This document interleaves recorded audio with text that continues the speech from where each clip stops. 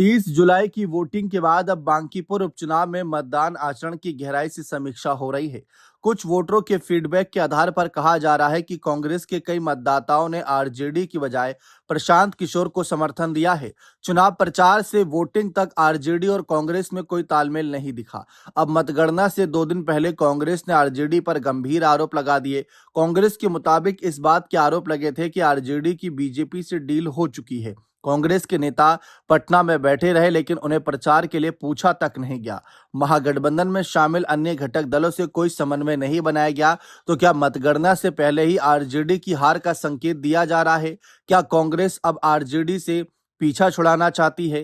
कांग्रेस के आरोप से आरजेडी में खलबली मचनी तय है। आरजेडी पर भाजपा डील का आरोप उसकी राजनीति को खत्म कर देने वाला वार है। आरजेडी भी जरूर जवाबी हमला करेगा। तो क्या यह भिड़ंत अलग होने की मुनादी है?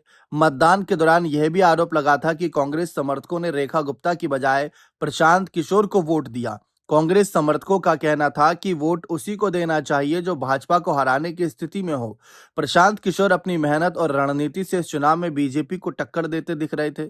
ऐसे में आरजेडी को समर्थन देना वोट बर्बाद करना था। क्या कांग्रेस के वोटरों ने प्रशांत किशोर को इसीलिए वोट दिया कि अब उन्हीं में वह भविष्य के नेता तलाश रहे हैं?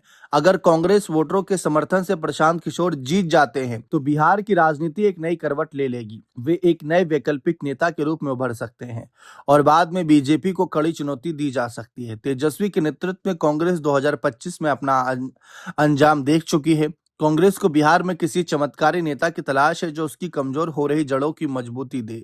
प्रशांत किशोर कह भी चुके हैं कि सोच से वे कांग्रेस के नजदीक हैं। प्रशांत किशोर के उनसे सम्मानजनक समझौते की आशा की जा सकती है, क्योंकि वे पारदर्शी राजनीति में यकीन रखते हैं।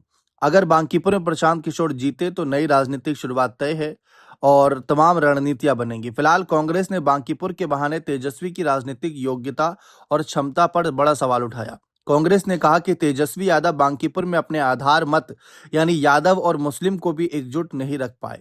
इस चुनाव में उनका माई समीकरण यानी एमवाई समीकरण। तो क्या कांग्रेस ये कहना चाहती है कि तेजस्वी अब नेतृत्व के काबिल नहीं रह गए? पिछले 1.5 दशक से बिहार में आरजेडी और कांग्रेस के नेता एक ही गाना गा रहे हैं, तुम्ही से मोहब्बत है, तुम्ही से लड़ाई और अरे बार डाला दुहाई दुहाई। लेकिन तब और अब में फर्क ये आया है कि प्रशांत किशोर अब कांग्रेस को बिहार में बिग प्लेयर दिखाई दे रहे हैं। क्या आपको भी लगता है कि राहुल सोनिया की कांग्रेस अब लालू का साथ छोड़कर प्रशांत के साथ जा रही है? अपनी राय कमेंट सेक्शन में अवश्य दीजिएगा।